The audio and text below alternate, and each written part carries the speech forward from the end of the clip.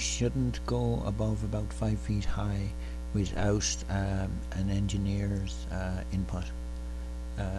Generally, if I'm doing one for myself, I only go about not more than 3 feet high. With retaining walls, it's important to have the walls about half as wide at the base as at the height. So it doesn't have to be perfectly beautiful stonework at the back, but as long as you have that bulk and a baffle, which means that the wall leans slightly back, that's important too.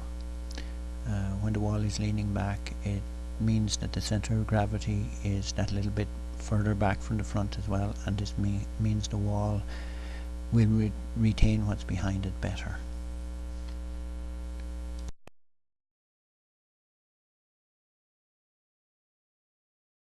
Here's how to make a column. First you have your 2x4, then you nail a piece of ply in the square for the top of your column on top. You hang string lines down and you build. Sometimes you're going to have two columns lined up, and in that case you just line up the string lines on the corners from one column to the other and just eyeball them, just line them up by eye. The 2x4 in the middle of the column rots over time.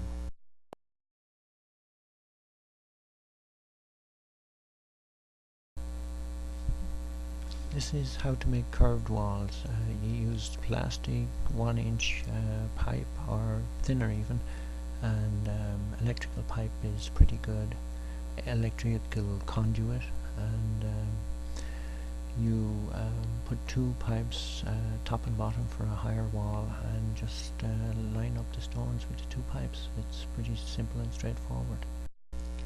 This is my sister Miranda and her dogs Jackie and Brandy here, and they are on top of a wall that's probably about 100 feet long that I did in Ireland about 10 years ago, and this was made with the curved wall method.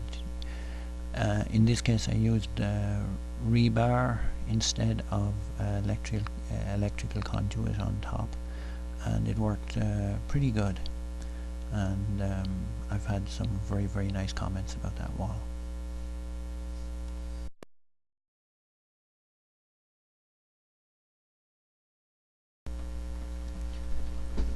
This is a heart that I made in my back garden 3 or 4 years ago.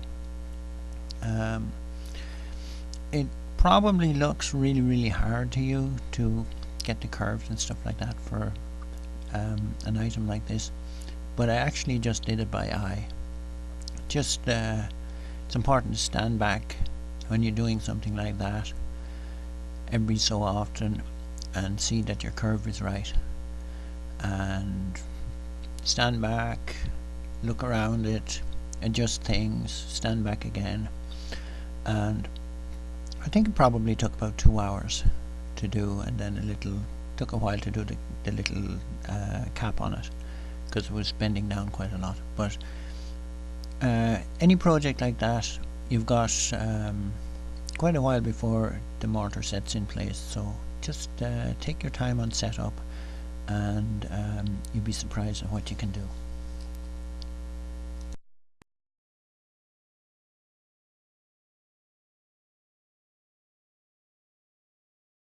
Here's an aqueduct that I made. It's got windows and it's got 2 or 3 doors, and above we have little aqueduct where water is pumped around from the top down a little rapids and down to the bottom of the aqueduct.